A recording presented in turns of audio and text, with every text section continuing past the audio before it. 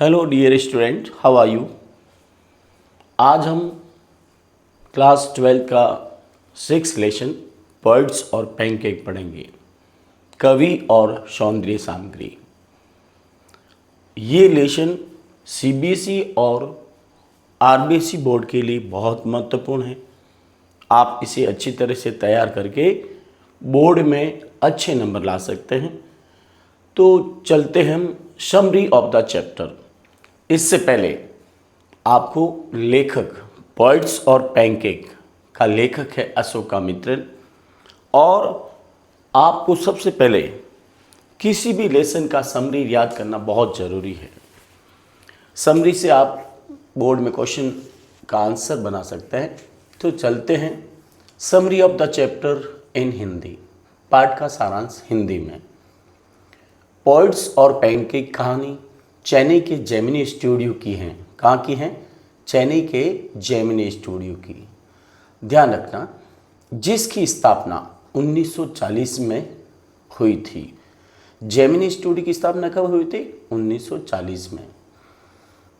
Gemini studio के संस्थापक founder S Vasan थे।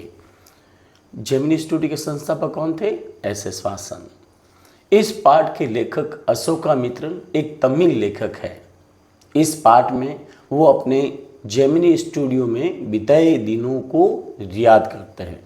यानी अशोकामित्रन खुद स्वयं जेमिनी स्टूडियो में काम करते थे और अपने बिताए दिनों को याद करते हैं।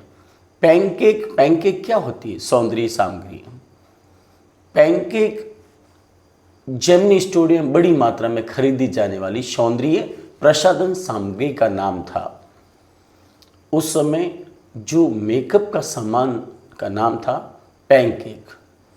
मेकअप विभाग में भिन्न भिन्न राज्यों के लोग रहते थे। मेकअप विभाग में किसी बाल काटने वाली दुकान की तरह था। मेकअप जो डिपार्टमेंट था वो किसी सैलून की दुकान की तरह था, जहाँ बड़ी बड़ी तेज लाइटें, तेज प्रकाश देने वाली लाइटें थी, इनकैंडिसेंट लाइट। हीरो हीरोइन को मेकअप के दौरान इन तेज लाइटों की गर्मी को सहन करना पड़ता था। भारत के भिन्न भिन्न भागों के लोग मेकअप विभाग में काम करते थे। यहाँ राष्ट्रीय एकता दिखाई देती थी, नेशनल इंटीग्रेशन। क्यों दिखाई देती थी? क्योंकि यहाँ भारत के भिन्न भिन्न प्रांतों के लोग यहाँ एक साथ रहकर काम करते थे। अंत में लेखक अशोकामित्रन एक अंग्रेज कवि के आगमन का वर्णन करता है। जेमिनी स्टूडियो में एक इंग्लैंड से कवि आता है, उसका वर्णन पीछे वाले लेसन में किया जाता है। कोई भी उसके बारे में नहीं जानता था। यानी जेमिनी स्टूडियो के 600 लोग उस कवि के बारे में नहीं जानते थे कि जेमिनी स्टूडियो में कौन सा कवि आ रहा था। उसने स्टूडियो में एक भाषण दिया जिसको किसी ने नहीं समझा। यानी इंग्लैंड से आने वाले कवि ने 1 घंटे तक भाषण दिया और उस भाषण में जेमिनी स्टूडियो को लोगों ने नहीं समझा। केवल 2 ही शब्द उन्होंने सीखे, डेमोक्रेसी, ठीक है ना, और बार बार डेमोक्रेसी शब्द, उसमें रियाद फ्रीडम और डेमोक्रेसी, ये 2 शब्द उन्होंने सीखे। बाद में लेखक को पता चला कि ये कवि स्टीफन स्पेंडर था। कौन था? Stephen Spender. याद रखना। अब अपन को summary of the chapter in English ध्यान रखते हैं। पाठ का सारांश अंग्रेजी में।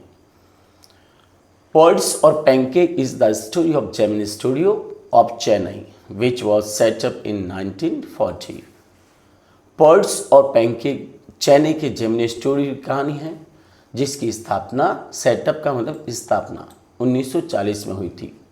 The founder of Gemini studio was S Vasan. इस जेमिनी स्टूडियो के संस्थापक, फाउंडर यानी संस्थापक एस वासन था। The writer of this chapter is Ashokamitran who is a Tamil writer. इस पाठ का, चैप्टर का जो लेखक है अशोकामित्रन, जो एक तमिल लेखक था। कौन था? तमिल लेखक। In this chapter he recounts का मतलब याद करता है, his years at Gemini studio.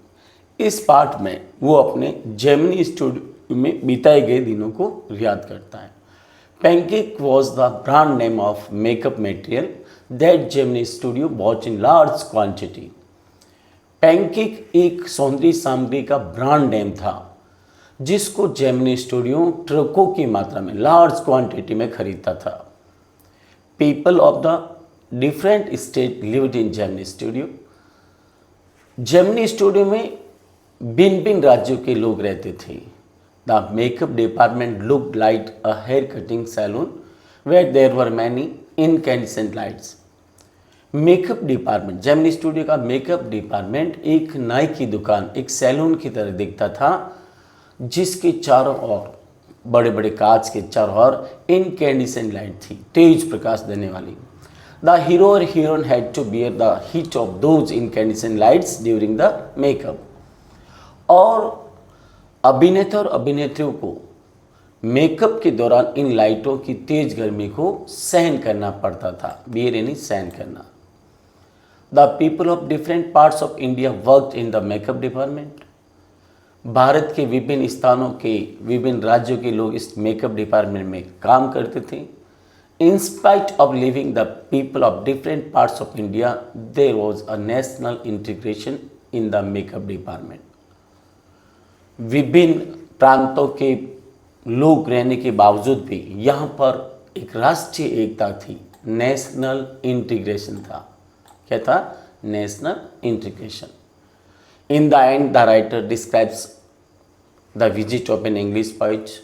पाठ के अंत में लेखक अशोकामित्रन अंग्रेजी कवि के बारे में वर्णन करते हैं. Nobody knew anything about him. Gemini studio का कोई भी मेंबर उसके बारे में नहीं जानता था. He gave a speech in the studios, but nobody could understand his speech. उसने स्टूडियो में 1 घंटा भाषण दिया लेकिन उसके भाषण को किसी ने नहीं समझा. Later the writer came to know that this poet was Stephen Spender.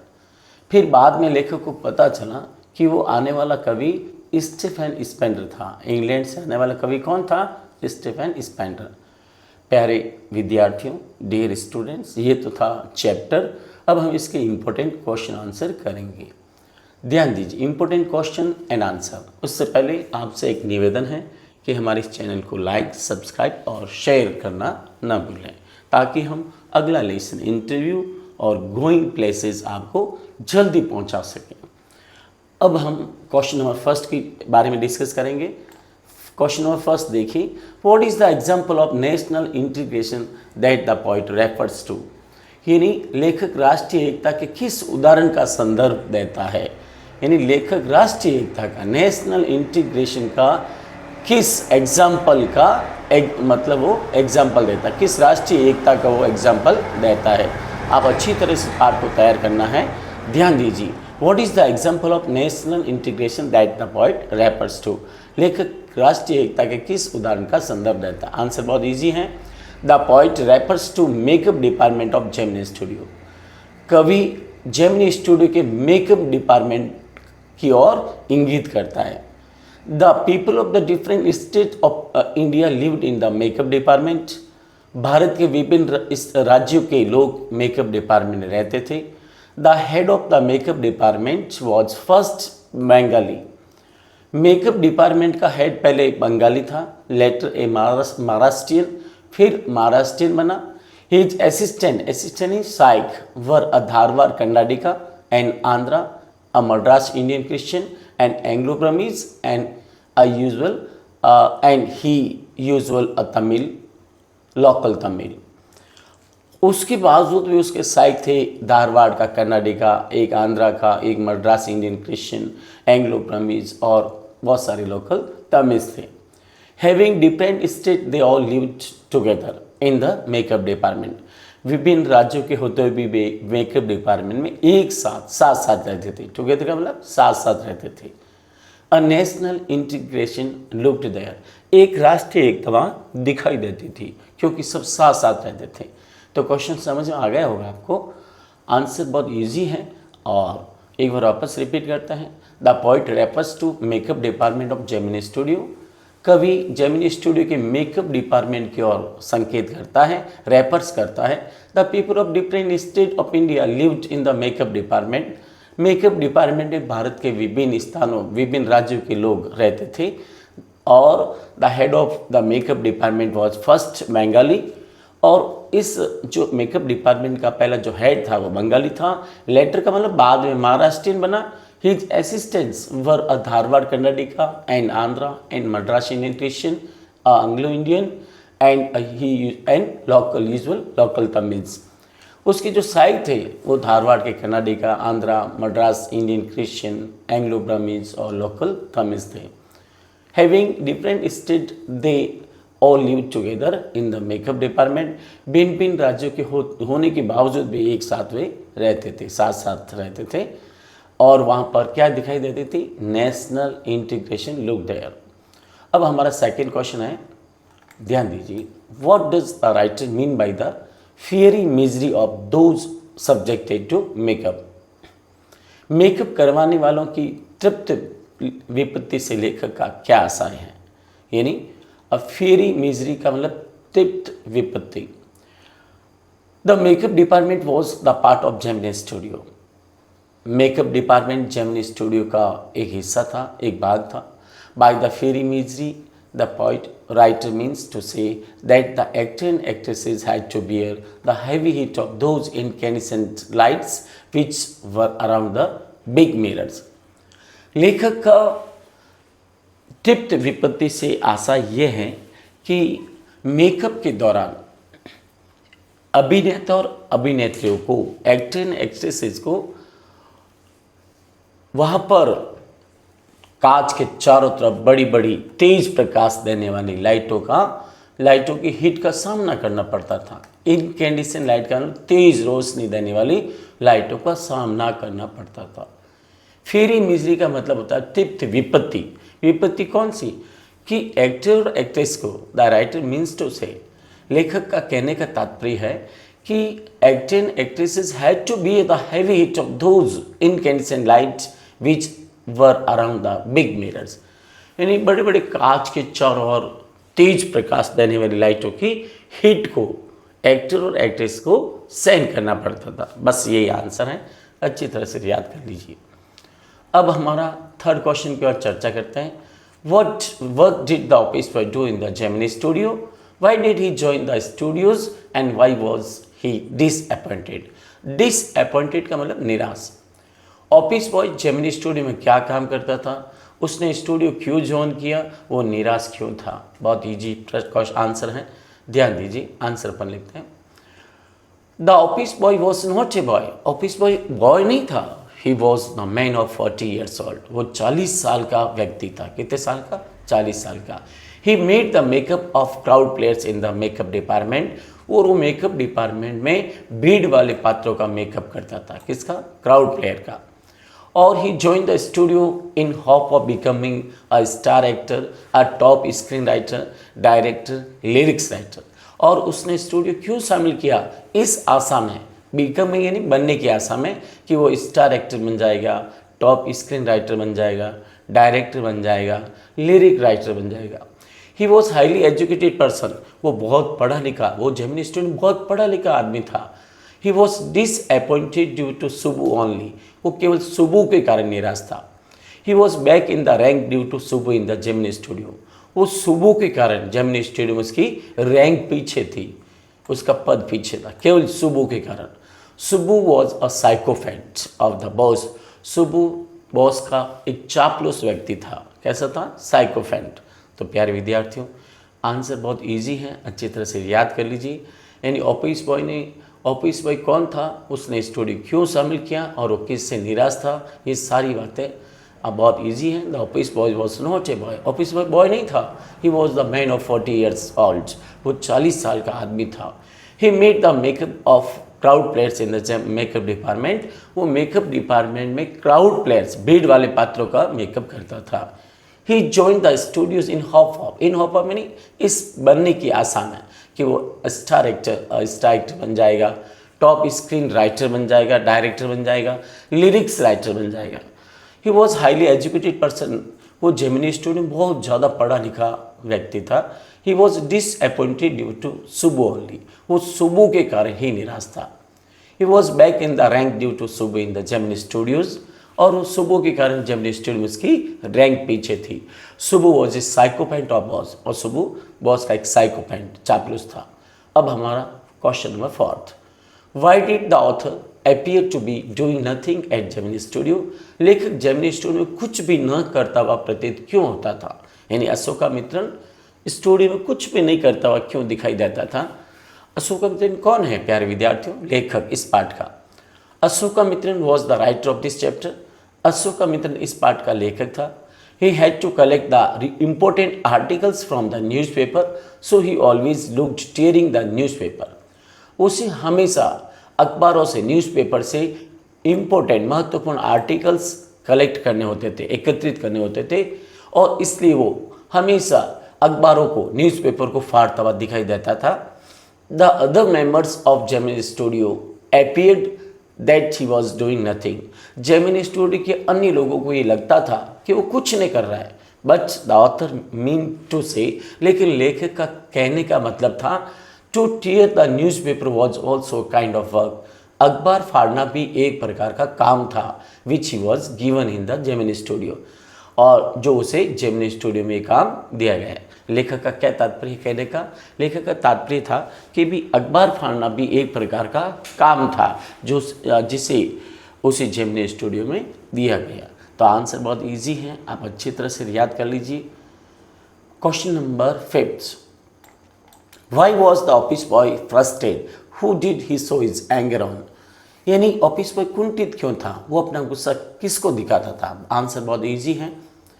The office boy was not a boy but he was the man of 40 years old. Office boy लड़का नहीं था बल्कि एक 40 साल का आदमी था। ही वॉज फ्रस्ट्रेटेड कुंठित ड्यू टू सुबु, वो सुबु के कारण कुंठित था। He was higher educated than Subbu, even so he was back in the Gemini studio. उस सुबु से ज़्यादा पढ़ा लिखा था, फिर भी वो जेमिनी स्टूडियो में पीछे था। ही showed his anger to सुबु because he was a psychopath of boss. वो अपना गुस्सा सुबु को दिखाता था क्योंकि सुबु बॉस का चापलूस था। समझ में आया ना आपने? बहुत इजी है, कोई ज़्यादा हार्ड नहीं है, आप एक बार वापस रिपीट करके इसको समझ सकते हैं। अब हमारा क्वेश्चन है 6, why did the boss of Gemini studio like Subbu? Gemini studio का बॉस सुबु को क्यों पसंद करता था? आंसर देखिए, Subbu was loyal to his boss. Subbu हमेशा अपने बॉस के प्रति वफादार था। लॉयल का मतलब वफादार। He was always ready to give suggestion to the boss about any problem that the boss faced. वो बॉस को कोई भी समस्या देने के लिए हर समय तैयार रहता था जो बॉस कोई भी समस्या का सामना करता था। यानी he was always ready to give his suggestion to the boss. वो बॉस को हर समय अपना सुझाव देने के लिए तैयार रहता था अबाउट एनी प्रॉब्लम, किसी भी समस्या के बारे में, दैट द बॉस फेस्ड, जो बॉस सामना करता था। He was a big supporter of the boss. वो बॉस का बहुत बड़ा सपोर्टर था, साइड था। In his period the Gemini studio reached at golden as. उसके काल में जेमिनी स्टूडियो एक स्वर्ण युग पर पहुंचा। किस युग पर? स्वर्ण युग, गोल्डन एज पर पहुंचा। उसी के पीरियड में, उसी के कार्यकाल में, इन हिज पीरियड का मतलब उसके कार्यकाल में ही Gemini studio reached at golden age. Gemini studio स्वर्ण युग पर पहुंचा। तो समझ में आया? आंसर अपना क्वेश्चन नंबर 7। क्वेश्चन 7 क्या कहता है देखिए, why were the khadi clad poets South India oppose to the terms communism? दक्षिण भारत के खादीधारी कवि साम्यवाद शब्द के विरुद्ध क्यों थे? कम्युनिज्म के विरुद्ध क्यों थे? खादी क्लेड पॉइंट्स यानी खादीधारी, खादी क्लेड कपड़े पहनने वाले कवि कम्युनिज्म वर्ड से मतलब अपोज क्यों थे, विरोध क्यों थे? आंसर बहुत इजी है। The khadi clad poets of South India were oppose to the terms communism. यानी साउथ दक्षिणी भारत के खादीधारी कवि साम्यवाद के खिलाफ थे। Because a communist was a godless man whose work was to spread unrest and violence among the innocent people. क्योंकि साम्यवादी व्यक्ति एक नास्तिक होता है, गॉडलेस होता है। क्योंकि because a communist was a godless man, एक साम्यवादी व्यक्ति नास्तिक होता है जिसका काम whose work was to spread unrest, जिसका काम लोगों में बेचैनी और हिंसा फैलाना, वायलेंस का मतलब हिंसा अमंग द इनोसेंट, भोले भाले लोगों में। एक कम्युनिस्ट का काम क्या होता है? वो नास्तिक होता है और उसका काम होता है भोले भाले निर्दोष लोगों में हिंसा और अराजकता फैलाना। He had no love towards his parents, children, wife and country. उसमें न तो अपने माता पिता के प्रति, न अपने बच्चों के प्रति, न अपनी पत्नी और देश के प्रति प्रेम होता है। ठीक है ना? He had no love towards his parents, children, wife and country. उसमें न तो अपने परिवार, माता पिता के प्रति, न अपने बच्चों के प्रति, न अपने वाइफ और न अपने देश के प्रति प्यार होता है। तो इसलिए जेमिनी स्टूडियो के सारे खादी मेंबर, खादी कवि एक कम्युनिज्म शब्द के खिलाफ थे। ठीक है ना? और कम्युनिस्ट कौन होता है मैं भी बताया, एक नास्तिक होता है जिसका कार्य भोले भाले इनोसेंट पीपल में अनरेस्ट और वायलेंस फैलाना, हिंसा और अराजकता। और उसमें एक कम्युनिस्ट में, एक साम्यवादी में न तो अपने माता पिता के प्रति, न अपने बच्चों के प्रति और न अपने वाइफ और देश के प्रति प्रेम होता है। अब हमारा question number 12, what was the pancake and why did the Gemini studio by it in A truck loads? Pancake क्या था? जेमिनी स्टूडियो उसे बड़ी मात्रा में क्यों खरीदा था? आंसर बहुत इजी है, ध्यान दीजिए। Pancake was the brand name of makeup material. Pancake makeup material का एक ब्रांड नेम था। Gemini studio bought it in A truck loads because it is used in Gemini studio a large quantity. Gemini studio से ट्रकों की मात्रा में खरीदा था क्योंकि जेमिनी स्टूडियो में इसका उपयोग बहुत बड़ी मात्रा में होता था। यानी it is used in Gemini studio large quantity, बड़ी मात्रा में। तो जेमिनी पैनकेक क्या था? पैनकेक एक मेकअप मटेरियल का एक ब्रांड नेम था, एक मेकअप का ब्रांड नेम था। और जेमिनी स्टूडियो ट्रकों की मात्रा में खरीदता था क्योंकि इसका उपयोग जेमिनी स्टूडियो में बड़ी मात्रा में किया जाता था। अब हमारा question number 9, what does the god that felt refer to? भगवान जो असफल हो गए, ये किसकी ओर संकेत करती है? ये पुस्तक किसकी ओर संकेत करती है? द गॉड दैट फेल्ट एक किताब का नाम है।